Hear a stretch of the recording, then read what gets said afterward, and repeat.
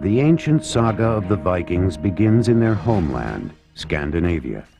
Here in the Lofoten, the northerly group of Norwegian islands, the days are often cold and dark.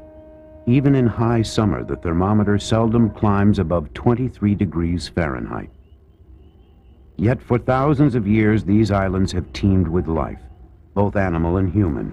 In the latter part of the 8th century, the people of the north farmed, hunted, trapped, and fished. It was fishing that first brought the Norsemen to the water, and fishing is much the same today as it was 1,200 years ago. The sea is treacherous, and fishing vessels grapple with the relentless underwater current. Although today's Lofoten fishermen enjoy more sophisticated transportation, they still use the same tools as their ancestors: a hook, a knife, and a fishing line. The undulating sea seduced the Norsemen with promises of riches. Food and raw materials could be harvested from its depths. But there was more. Trade routes from Europe and the Orient expanded to include Scandinavian markets. The Norsemen's taste for foreign goods was whetted, and they began their quest for more. The more they savored, the greater their appetites grew. Legitimate trading evolved into a gluttonous grab for the biggest pieces of international pie. The Norsemen's feast became a free-for-all. By the time the brutal banquet was in full swing, the coast-bound Scandinavians had become known throughout the world by another name: the Vikings.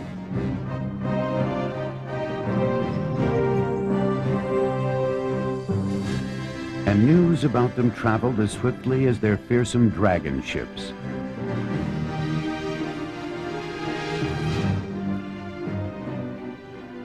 The name Viking originated from the Norse word meaning pirate or raider.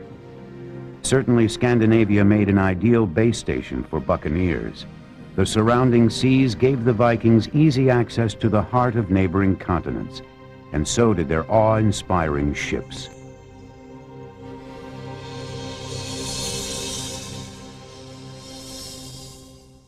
Viking ships were technological miracles, painstakingly developed by the Norsemen over nearly 10 centuries.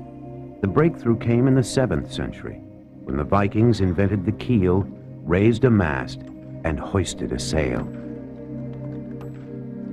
This boat is one of many that have been recovered, yielding some of the Viking secrets about design and construction. Wedges were driven into freshly cut trees until they split along the grain. These planks kept their shape whether wet or dry.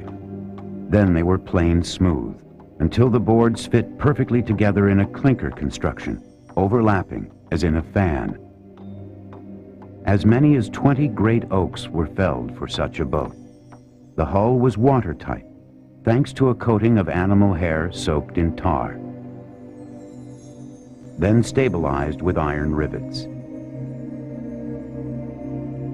The success of a ship relied as much on art as it did on craft. Intricately carved decorations and dual dragon heads kept evil sea spirits at bay, but those deterrents were only partially successful. Many Vikings died. Dead heroes went to Valhalla, the Viking form of heaven, where they feasted and fought in perpetuity.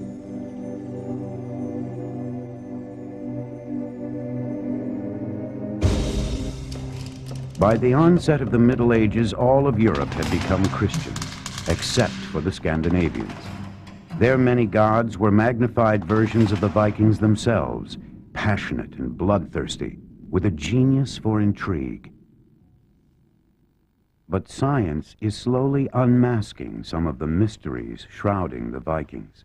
At the Institute for Judicial Medicine, University of Bonn, criminal forensic technology has found a new application, uncovering information about life in the Middle Ages. This Viking's teeth indicate he was a veritable senior citizen of his era, 45 years old. He died of a skull injury.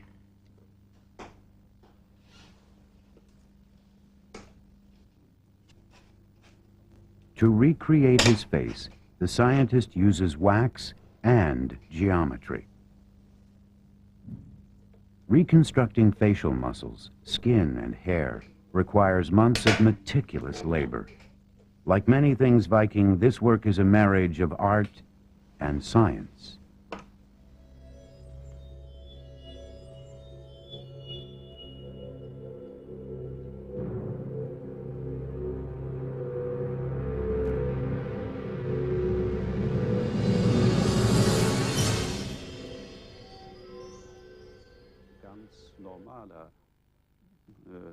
He was quite a normal man of his times, but he was also quite sick and infirm.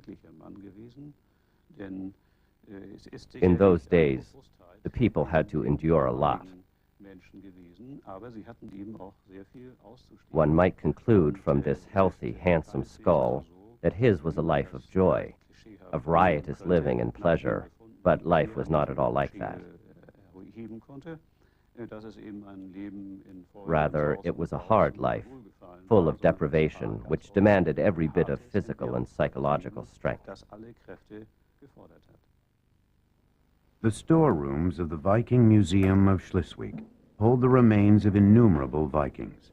The bones in these boxes are disassembled puzzle pieces that help form a picture of the Vikings' appearance and health. 1,000 years ago, this arm was struck by a powerful blow from a sword. The deep wound healed poorly. Evidently, medical care scarcely existed for the early Vikings. Infant mortality was high, and the average adult lifespan short. Although cavities are seldom found in Viking skeletons, this person's rotten tooth ate through his jawbone, causing him excruciating pain for years. Osteoarthritis was common in adults. The twisted spine of this person indicates he must have struck a very un-Viking-like stance as he hobbled along.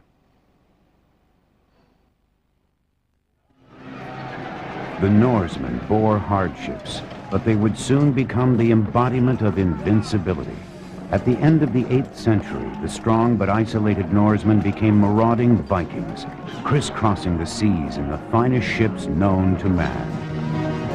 In wave after wave of attacks on monasteries, castles, and towns, the Vikings pummeled the coasts of England and France.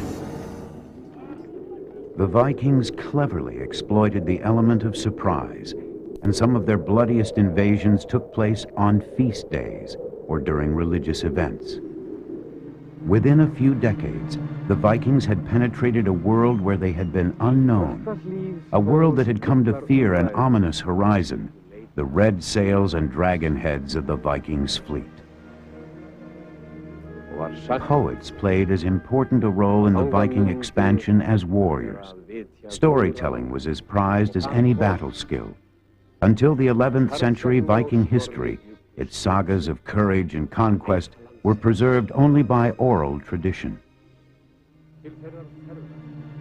The skalds, those who composed poetry and recited it well, were part of a leader's inner circle. As the Vikings' verbal standard bearers, they reminded past and future generations of their shared history. In the early 11th century, Ottar the Black composed this poem about Saint Olaf, then Olaf Haraldsson of Norway. Prince, I learned that your army, far from their ships, piled up a heavy heap of slain and reddened Ringmere Heath with blood. Before it ceased, the people of the land, frantic, fell to the earth before you, in the shields clashing and many in flight. There was no word for artist in the Old Norse language. Nonetheless, art permeated every aspect of Viking life. The rims of ships, the pommels of swords, even the smallest everyday items such as combs were embellished with symbols, icons, and runes, the letters of the Norse alphabet. This is the Viking alphabet, called the Futhark. It was designed to be written on the run, not with ink on parchment, but on wood with a knife. The runes have their own characteristic shapes. Curves were avoided because because they were hard to cut. So were horizontal lines that might blend in with the wood grain, muddling the message. Mistakes were literally cut out. The runic alphabet made correspondence conveniently portable, but writing on a twig kept correspondence brief. Though the runic characters were originally designed for cutting on wood, they were soon adapted for other materials. Consequently, there are many surviving examples of runic inscriptions on stone, metal, and bone. Those examples certainly answer some questions, but those answers in turn have opened doors to even more mysteries. We went to meet the lads of Frisia, and we it was who split the spoils of war. Like men they journeyed far for gold, and in the east they fed the eagle, in the south they died, encircling. I've been with sword and spear, slippery with bright blood where kites healed, and how well we violent Vikings clashed. Red flames ate up men's roofs. Raging, we killed, and skewered bodies sprawled sleepy in town gateways. These were familiar tales, recounted over hundreds of years, about thousands of Viking warriors, young men searching for treasure, engaged in battle, turning their enemies into the carcasses consumed by vultures. Then the victorious Vikings in turn also die, far from their homeland. This recurring saga raises the first mystery. How did the Vikings become, well, the Vikings? The first Vikings who crossed the sea to the British Isles were land seekers. When their population soared past 2 million in the late 8th century, the Vikings sought new areas which would support their mixed pursuits of farming, hunting, and the sea. For centuries, the Norsemen had used their seafaring skills for sustenance. Turning their eyes on foreign shores, they gave up fishing and began hunting a new type of prey. The age of the Vikings had officially begun. In 793, they attacked Lindisfarne, a rich British abbey. A year later, a second Northumbrian monastery was sacked and burned. These harrowing daylight raids heralded an epoch that was to last for nearly 3 centuries. Over 50 years of forays into Ireland and Scotland, the Isle of Man in the Irish Sea became the eastern headquarters for Viking operations. In the 9th century, a Viking maelstrom struck the whole of the known Western world. Ireland was pummeled. The Viking Turges conquered Ulster and founded the harbor stronghold of what is present-day Dublin. Western Europe was invaded.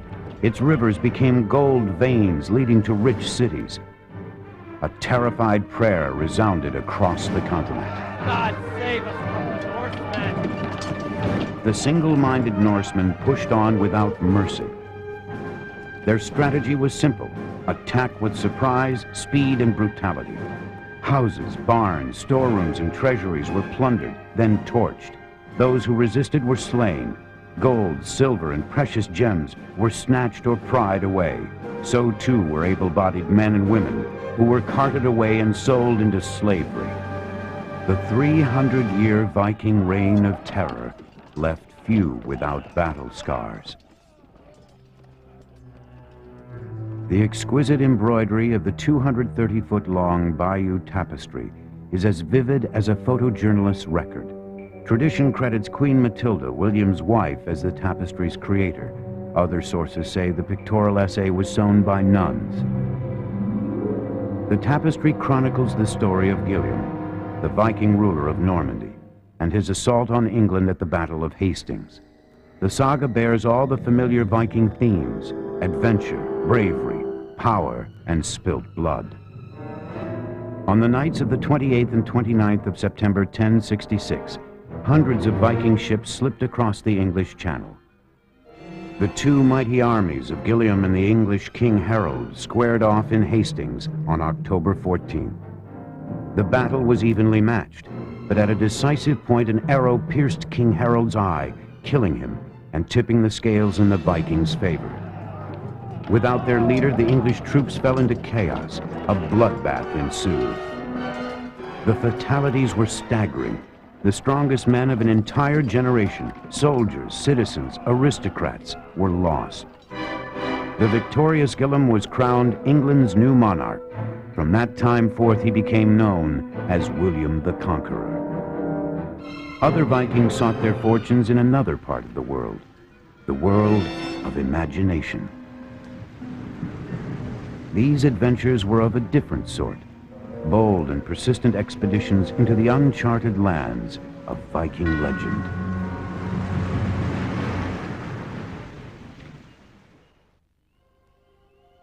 While the Viking gods remained in their celestial fortresses, the Vikings themselves pushed further and further beyond their home boundaries into lands captured by legend and the Norse imagination. Sometimes the hunger for more open spaces provided the motivation to set sail. Other times the catalyst was as common as a domestic quarrel. Viking Ingolf Anderson ordered the killing of the sons of an influential rival, then fled almost 1,000 miles northwest into the Atlantic. Anderson had heard rumors of a land where butter dripped from the grass. At this time, the climate had been growing milder for several centuries. This caused the thick sheets of ice that had once covered the whole of northern Europe to recede. New lands were opened up, and northern waterways were cleared of ice floes. Anderson and a couple of dozen settlers reached Iceland in the year 870. The first vistas of their hoped-for homeland were undoubtedly daunting. 2/3 of the barren terrain consisted of lava and glacier. The climate was raw and ground infertile. There was little wood for construction, shipbuilding, or fuel, and winters were long and dark. The arrival of Anderson's troop frightened off Iceland's existing residents, descendants of Irish colonists who had sought solitude on the island in the previous century. Avoiding conflict, they abandoned the misty Arctic moors, leaving the frigid terrain for a new tribe to conquer.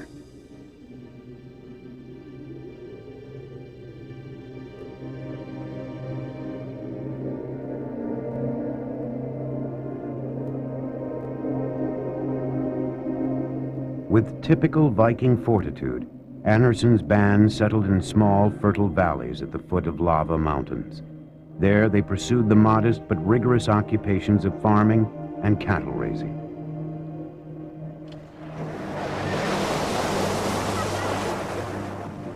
New settlers arrived. 8 years after Anderson's beachhead, the population had grown to 30,000. Too many for the amount of fertile land. A wrenching famine in 970 was so severe, according to one chronicler, that the old and infirm were thrown over the cliffs. The Athelring, the Icelanders' democratic parliament, struggled to find a solution. They agreed on one, to find more land elsewhere, farther across the North Sea.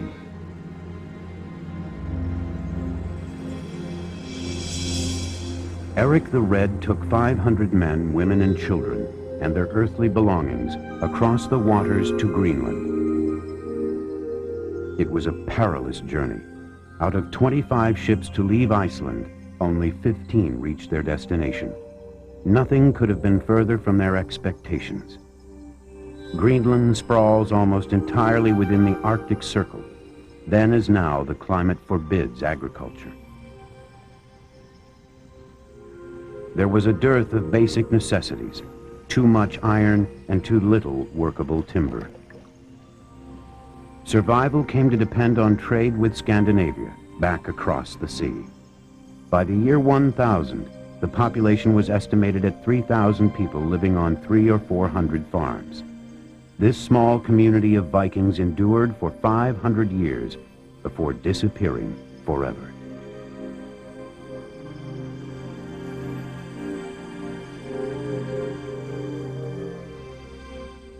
In the cold cellar of the Copenhagen Geophysical Institute, history is stored at -77 degrees Fahrenheit.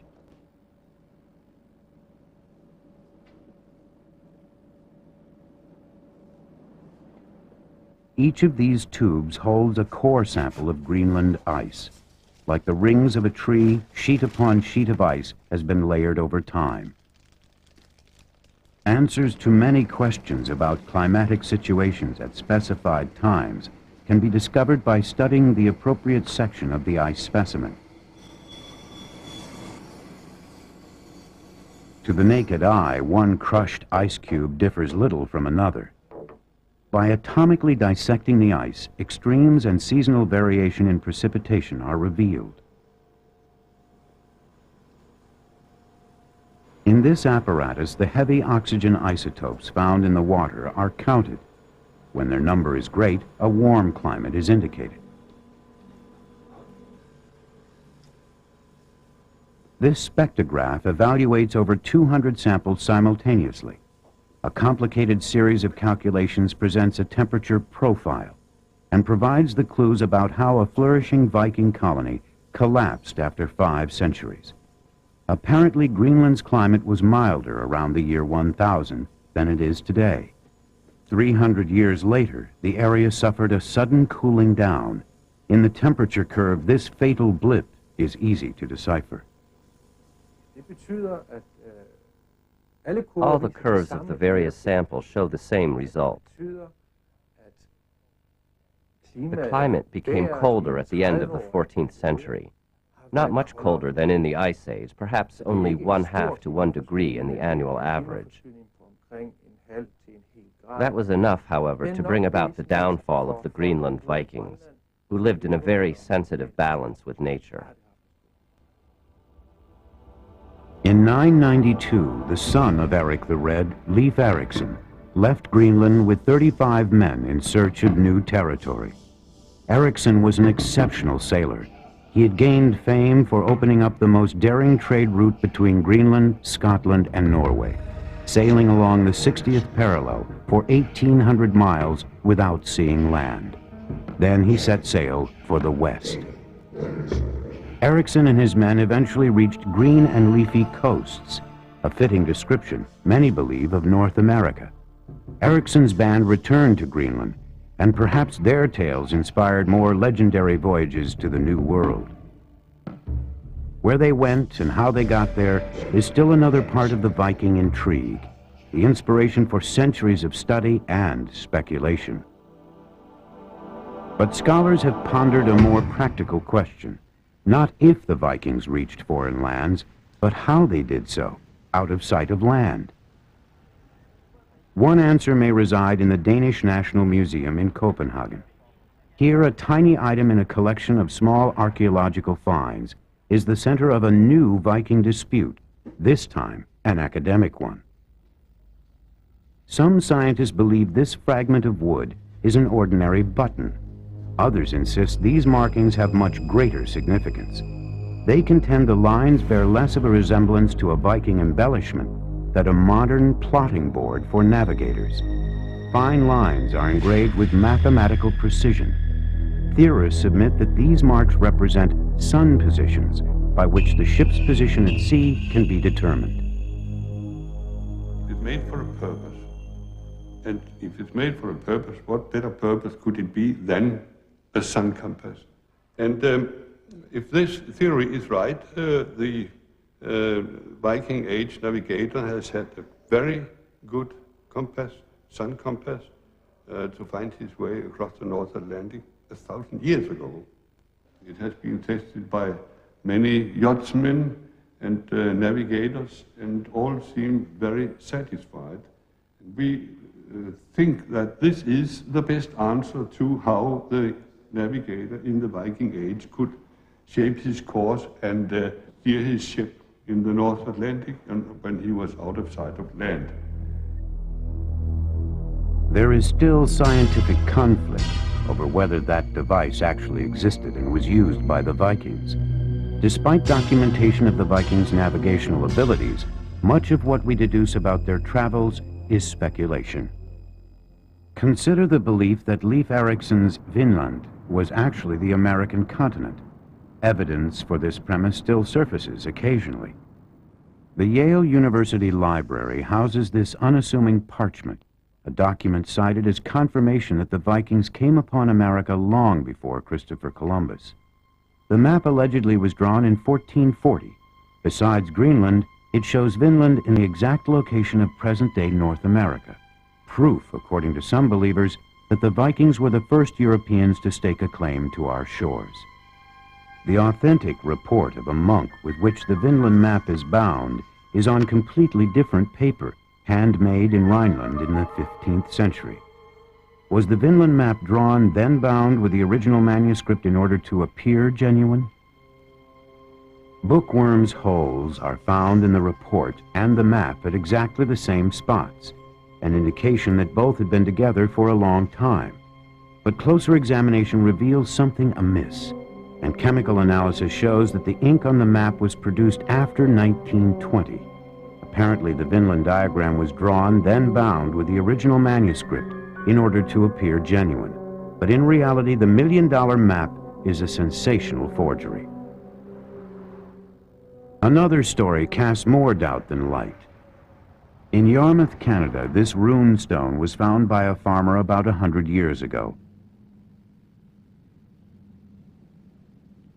But there is a suspicion that the Scandinavian-born amateur archaeologist was also a Viking wannabe. You can see here that there's deep chisel marks where it was cut in the 1930s. That was done to deepen the original marks, whether they were done by the Vikings or by the man that found the stone in the early 1800s.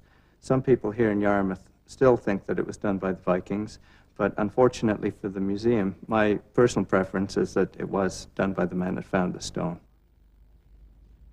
The Yarmouth stone is one of many forgeries by Scandinavian immigrants who were proud of their ancestors and anxious to make an early American connection. New Englander James Layden is an amateur sleuth with a special interest in Viking stones.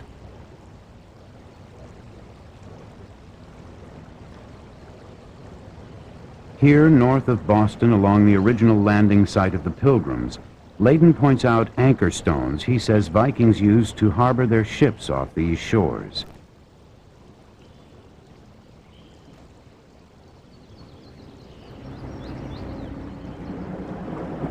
This is the Viking rock that Frederick Poole found in the 1950s when he was researching the possible routes that the Vikings took to the New World. This rock is the only one of several on the river that had the mooring holes drilled in them that was set out in the water away from the shore. Some people think they only made it as far as Newfoundland or Labrador. I think they possibly made it there, but also made it down as far as Bass River on Cape Cod. I believe so. Professional archaeologists have searched the same area and have found nothing. Besides the stones, there is not one single sign of Viking settlement in this region. But that doesn't keep many New Englanders and others from insisting that the Vikings were here and finding proof of their presence anywhere they can. A round stone tower in Newport, Rhode Island, has enjoyed a reputation as a Viking watchtower for years, 300 years to be exact. That's the age carbon-14 analysis shows the mortar between the rocks to be, an age which also corresponds to the archaeological finds within the structure. The Newport Tower is only a 17th century windmill. In the fall of 1989, a Minnesota farmer named Olaf Oman dug up a large flat stone entangled in the roots of a young tree, 6 inches below ground.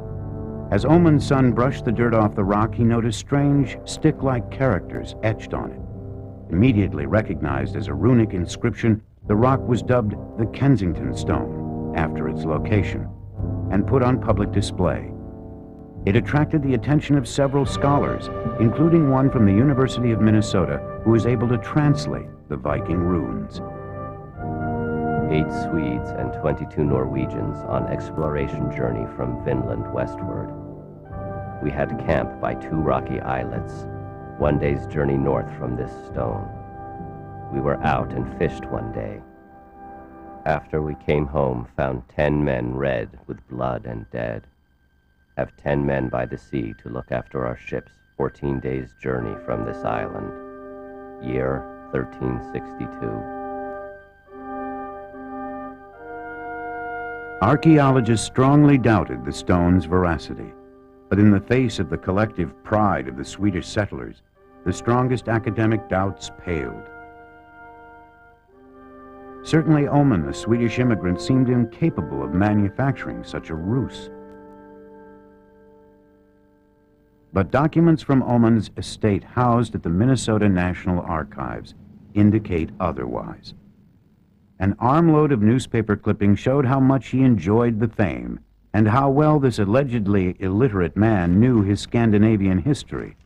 He owned a multi-volume set of textbooks, which included the runic alphabet. In handwritten notes, he described the fairy tale-like setting of the place of the stone's discovery. But the pièce de résistance, in Sweden, Oman had learned the trade of stone carver. The Kensington stone is perhaps the most disappointing rune forgery, because it is the most ingenious. The only items in the New World which have a legitimate claim to be Viking relics aren't even on the American continent. And like their many ancestors, these relics withhold as many secrets as they divulge.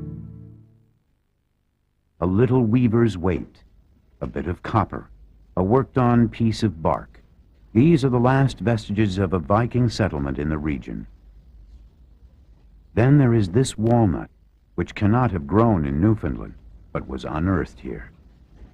The star witness, a bronze Nordic clothing pin, very possibly could have been made by Viking hands, since the Native Americans did not know the craft of metalworking with charcoal. The pin may have been made on this spot called Lancey Meadows. In this basin, other metal parts have been found, such as iron nails that bound the planking on ships, Viking ships.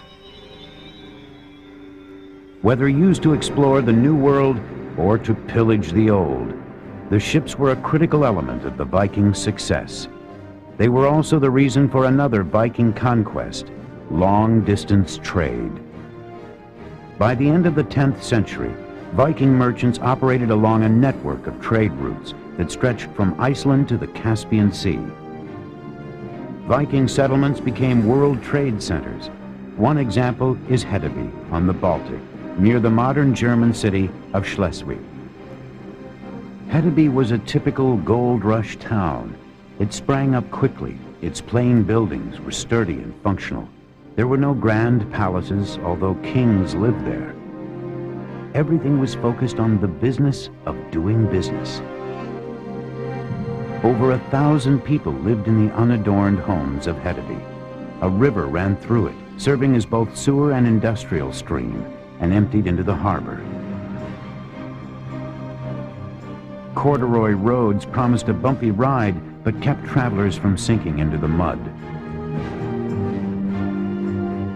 When Hedeby was founded at the beginning of the 9th century, it was a small village protected only on one side by the sea, but within 125 years it covered an area of more than 65 acres. By that time, the rulers of Hedeby began to mint their own coins, the first made in Scandinavia. The silver pieces were known as mute or silent coins because they feature no place or mint year.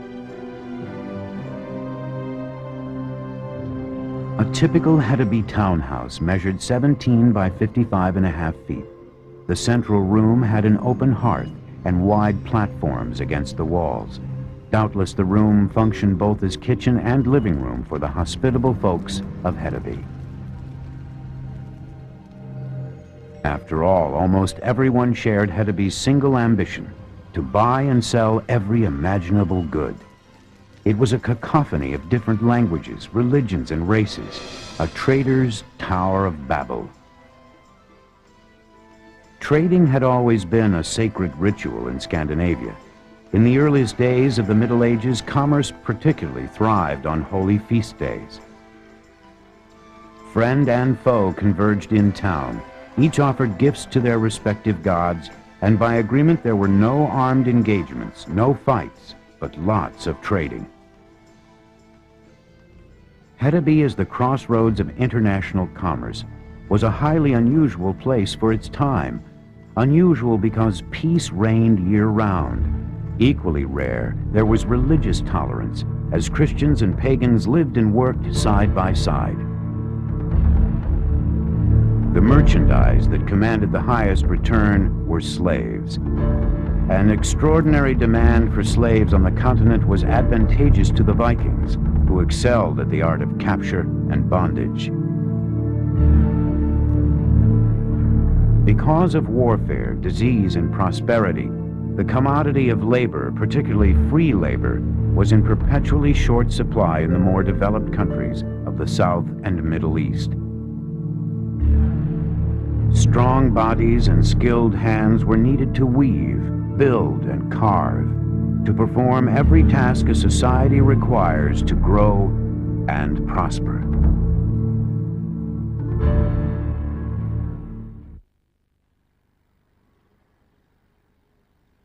Today, the ramparts which stood watch over the town are camouflaged in greenery. The once swarming metropolis is now a massive graveyard. With a respectful curiosity, archaeologists are akin to scientific grave diggers. Instead of a spade, they use a geomagnetic data logger, a system which measures the magnetic properties of the ground. Every alteration in the earth, whether it's caused by old beams or broken bowls, is picked up and stored electronically. From this data, scientists create a ground profile, charted to the exact centimeter. Underground plotting is a meticulous process. A georadar shows the dirt structure in even greater detail. The objects themselves remain undisturbed, preserved by Earth.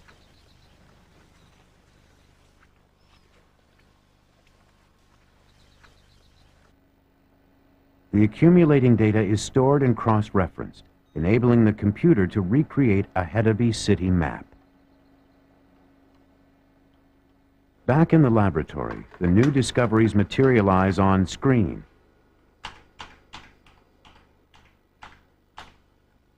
Slowly, houses and streets of the buried town are resurrected electronically. But much of the city now lies underwater. Since the Viking Age, the Baltic has risen more than 39 feet, creating excellent conditions for the preservation of wood and other organic materials beneath it. Researchers are especially fascinated with Hedeby's renowned seawall, a massive structure erected in the 8th century. This formidable wooden bulwark once protected the city from attacks by water. Now there's only one way to get a glimpse of the once intimidating barricade. This side view sonar is nicknamed the Fish. Lowered into the water, the sonar's highly sensitive position finder scans the surface of the muddy harbor bottom. Originally, the harbor was protected by semicircular arrangements of piles. In more recent times, scientific explorers have uncovered the remains of protective jetties and more than 340,000 artifacts from all over the world. Divers fasten a sediment sonar to the ship's side. Its sound waves ricochet against the floor of the sea and produce photographic quality pictures of artifacts ensnared in the muck.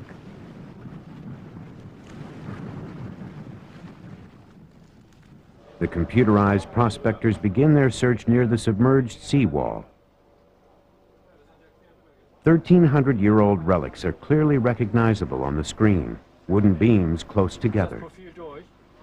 On deck, the ship's captain zeroes in on his target. And here to here, it's about 70 meters or so. And this is probably last summer's excavations. We'll begin our diving at these two supports here. Underwater archaeology is a relatively new discipline. The waterlogged conditions of Hedeby Harbor are exceptionally good for the preservation of items, which normally don't survive the passage of time. The diver's assignment today, to exhume part of the seawall. His challenge, choppy waters and a muddy seafloor. The combination renders visibility underwater almost impossible. Virtually blind, the diver must feel for his quarry, a 1,000-year-old beam.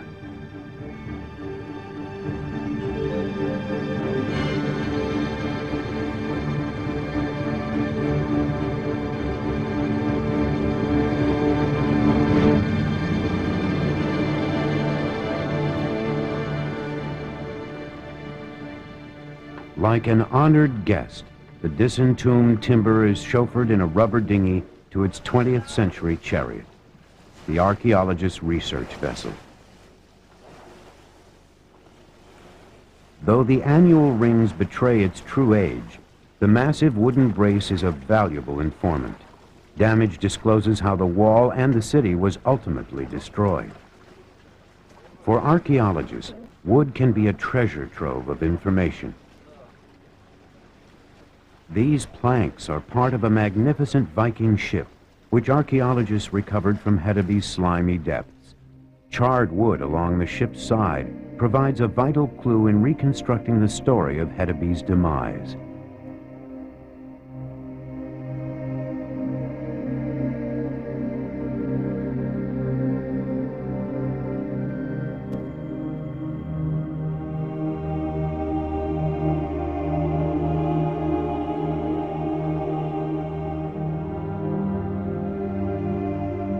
Captured by the city's attackers, the ship was loaded with flammable materials and set afire. Then, like a gigantic Molotov cocktail, it was launched against Hedeby's palisade. The city became an inferno and a memory.